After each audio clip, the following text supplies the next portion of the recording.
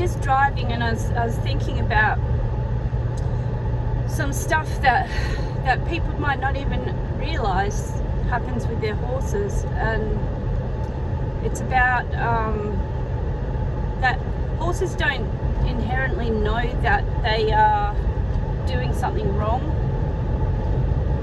So a lot of times people will punish a horse either with their voice or their whip or their aids or in some way, and the horse doesn't even know that what they did was wrong. So the punishment doesn't mean anything to them. They're not even aware that the punishment was linked to the behavior.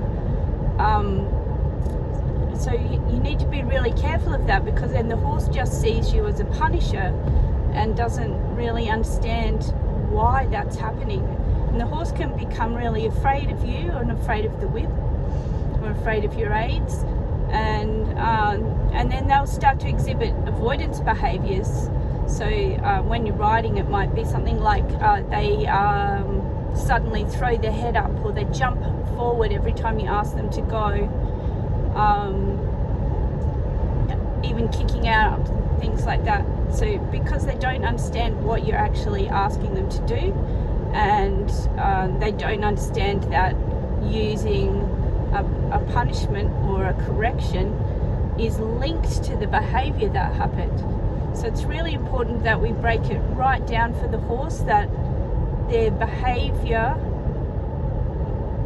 is the reason that the correction is happening.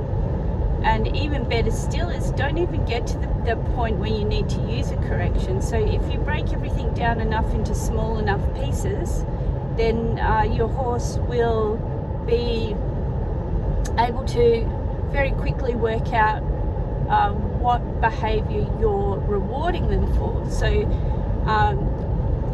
people and horses learn quicker through reward, and so rather than punishing them for a wrong behavior, it's better if we reward them for a good behavior, and that reward might not be anything special. It might be just something like a pat, a good boy. Even a release is a reward in itself, because you're taking away the pressure that you've been applying. So say you put a very light squeeze of vibration into your legs, and the horse goes a tiny bit faster or a tiny bit forward, and you release that, then you're taking away that pressure, and that in itself is a reward. So instead of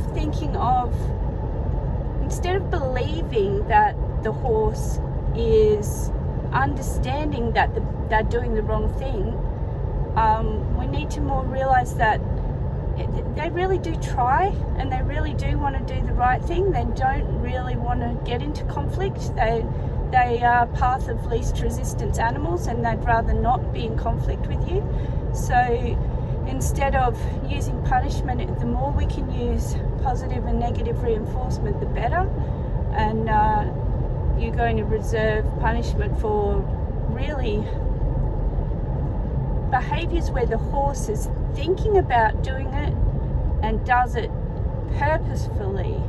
And some people will tell you that horses don't do that, but there are times when a horse really understands and has made a decision to bite you or push you or do things that will just help the horse get its way and get to do what it wants to do.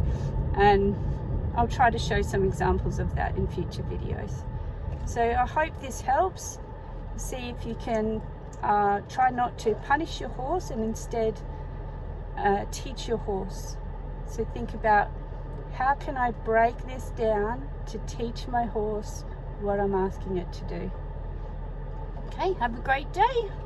I'll probably be doing some more of these car tips, because it's a good time for me to think.